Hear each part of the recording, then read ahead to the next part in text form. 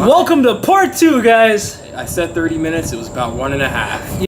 Wish that you could build a time machine so you could see the things no one can see. Feels like you're standing on the edge, looking at the stars and wishing you would. Alright, we're gonna go right where we left off. If you guys missed part 1 of the game plan? What the fuck? Part 1 of the game, second half. Part 1 of the game, baby. This is the second quarter.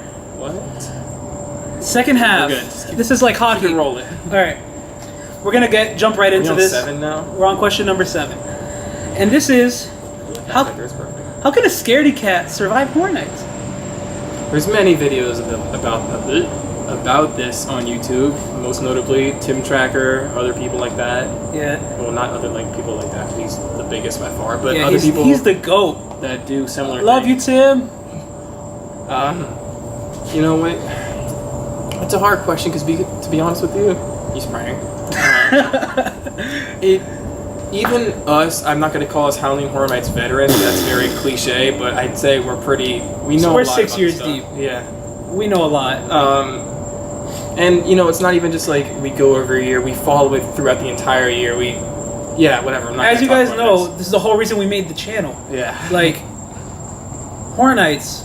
Yeah, it's life. Is life. So even when it comes to that, you know, it's not just an event. It's a lifestyle. So like and second, the first and second house that you go to, even us, we're a little scared. Yeah, you know, you on hear, the drive up. Yeah, everything you get a little scared when it's intimidating. It's really intimidating. Like, to be honest, last year, I heard so much hype. What did we do first last year? Ash? No, last year our first house was American Horror Story. Oh yeah, because it was a stage. And then it was The Shining. Yeah. But last year, I heard so much hype around Scarecrow. And I was like, it can't be that bad. I'm going in there with a positive mindset. I get into the line. Out of nowhere, I hear people screaming from outside of the house. And I'm like, yeah. And that's when the anxiety starts to build. The nervousness starts to build. And running, screaming, loud like the funniest noises. thing, sorry to offend anyone that's a scaredy cat and can't do this, but you guys help us make the event better. Oh yeah. Like, if I see someone running, I'm like, that scare actor did their job right. Mm-hmm. Like. Also, speaking of running, don't run. Don't run. Big. It's funny for us and for everyone else to see you run. Don't run because I see people trip and fall. That's just the safety part of it. Don't run. I don't know if people don't know this. I know it's hard to get scared. People get scared. I've seen it. It's understandable. When you run, you don't realize everybody targets you because you're an easy target now. They're doing their job to unbelievable levels by making you run. You know, it's hard to scare some people. It really is. So when they see you running, it's open season. Also, everyone's coming for you. I know this may sound weird. Make eye contact. Mm-hmm. That way you could tell them, I'm not afraid of you. Mm-hmm. You can't scare me. Be tough. Yeah, you gotta be tough. You gotta protect. You gotta build yourself up. You gotta hype yourself up. That's another thing. I didn't put this in here, but you gotta hype yourself up. Yeah. When we go to Horror Nights, we get hype, boys. Like, we have a whole hype train going. Like, come on. I wasn't a part of that, but it was. I wasn't part of the hype train. Still hype I was train. just there. You're still hype I was train. mental hype train. Exactly. When you're waiting in line, don't just wait in line. Don't just play games with your phone. Well, you could, but your phone will die. You could, but your phone will die. Have fun. Get hyped. Start chants. Start clapping. Get yourself amped up. Because the more adrenaline pumping, the harder it is for you to get scared. That's true. Also, it goes with the whole running thing. When you're going through scare zones, don't, creep around the outside of it, walk around the outside of it. This has to do with the experience too. Even if you're scared, go through the middle of it, or semi-middle. Do your best to enjoy it. You're there to have a good time. Get scared too. You paid about $100. This is just an estimate. Yeah, especially on weekends. If you go on a Saturday, it's like 70, you paid about $80 to be there. You're gonna buy food. You're paying a lot of money. You're paying a lot of money to be there. Enjoy yourself. And parking. Don't chicken out. Don't be like, don't scare me, don't scare me, don't scare me. Yeah. Because then they're gonna be like, oh, you're gonna get scared. Mm-hmm. Like, they target that. They look for these things. You know what I mean? Next question. Wow. Will attendance affect how much you get scared in a haunted house or in a scare zone? I'm gonna add that in there myself. They only asked about the haunted house. Being as in, we lost the show but gained a house. And mini shows. And then we have mini shows throughout the event, like the projection mapping on Killer Clowns, and then the puppet doll is going to be in Chucky. And they already announced that the puppet's going to be there. They didn't say if it was going to be like him insulting people. Stop laughing at me. And then Vamp 85 is going to have the ball drop for New Year's Eve. All this factors, it's not going to... I don't think it's going to affect you because they have everything on time. It's supposed to be... They know how many people are going to the haunted house. They know how many people are going to be scared. Basically, they know what to do, how to do it. And they know what they're doing. I don't think it's really going to be that much of a difference.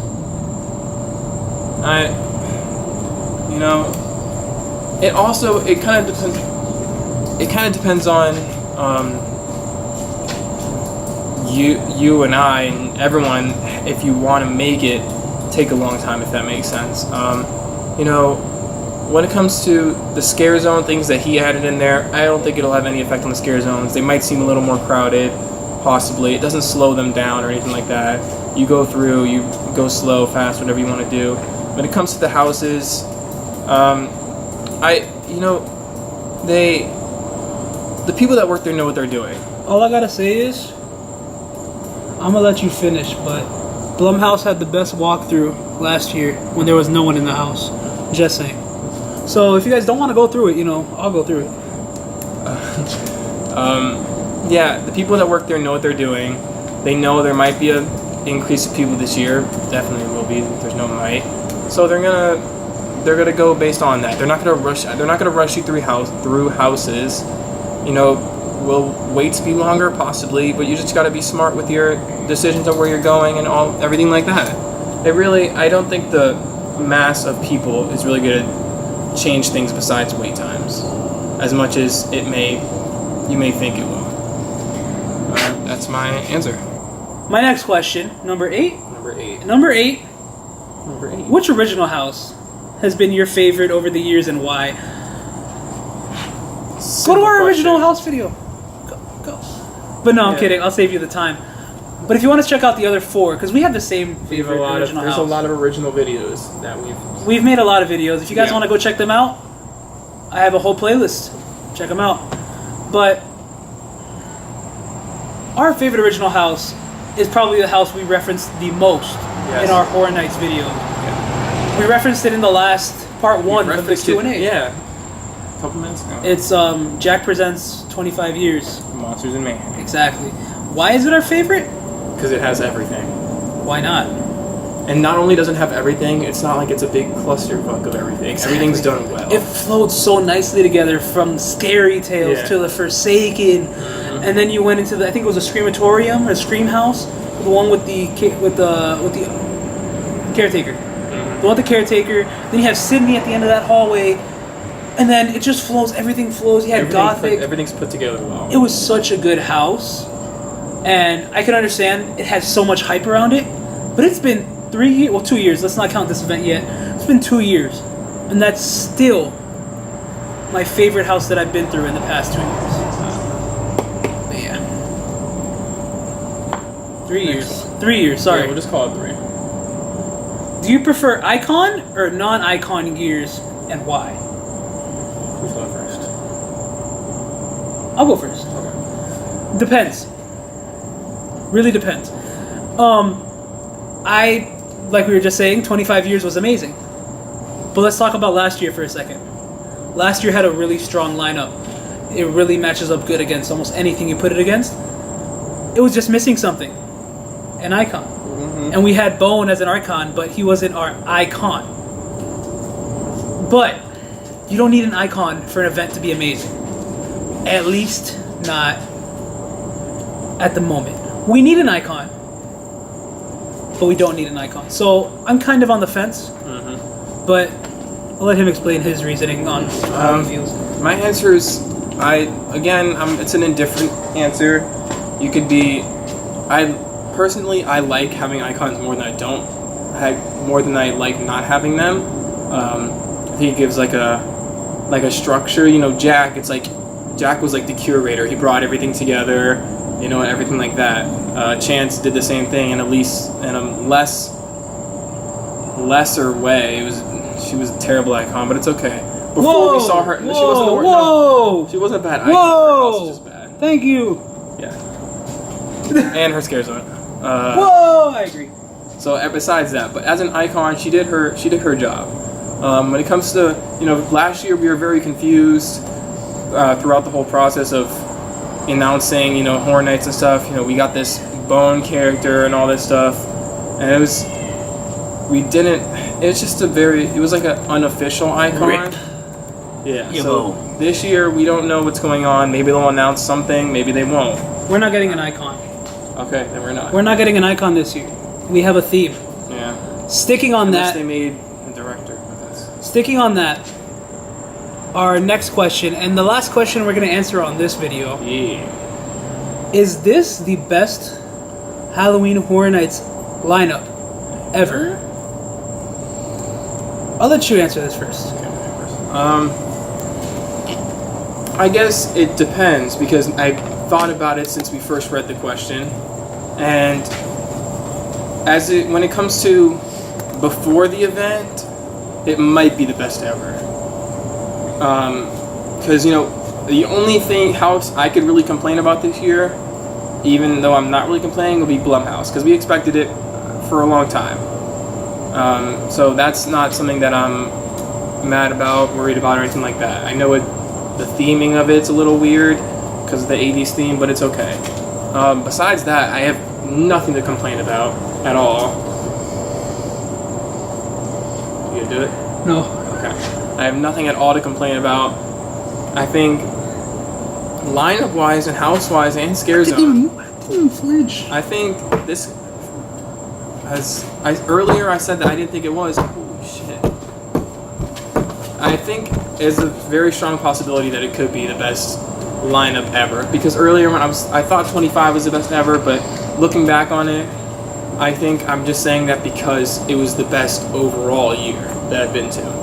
But you can't look at it that way because that's the end result. So after this year, I could give a for sure answer at like an end result type thing. But at the beginning, I think this could very well be the best lineup we've had.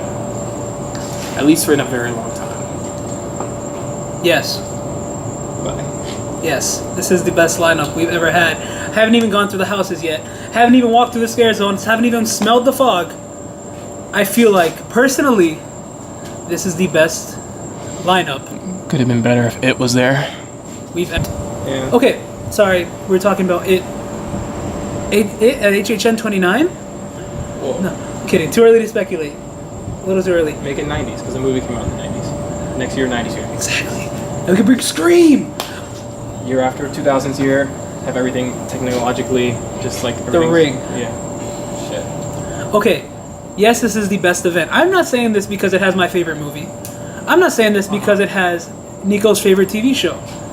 I'm not saying this because we have one of my favorite clown movies. I'm not saying this because Chucky's back. I'm not saying this because Michael Myers is back. I'm not saying this because they're here. Yes, he is. But, holy shit! Have you looked at this event? Okay, the only blemishes I see here are Blumhouse and no Bill and Ted. But I think I'm over it now that we don't have Bill and Ted at the event. It's fine. I'm not going to cry or anything, but they'll be missed. But I'm personally hoping that this Academy of Villains show just blows the roof off the joint. Like, it looks good. It's based on the 80s, everything. And everything looks good. Here's the thing I want you guys to do. Look at the lineup that we have this year. Think about it and get ready for our next video. Eyes. Get ready for our next video, because that's the question that we couldn't answer in one of these, because by itself it is too long to answer. So, stay hyped, my boys. Get ready to get hyped up, because the next one is coming at you. This would be spooky. Stay excellent, my dudes.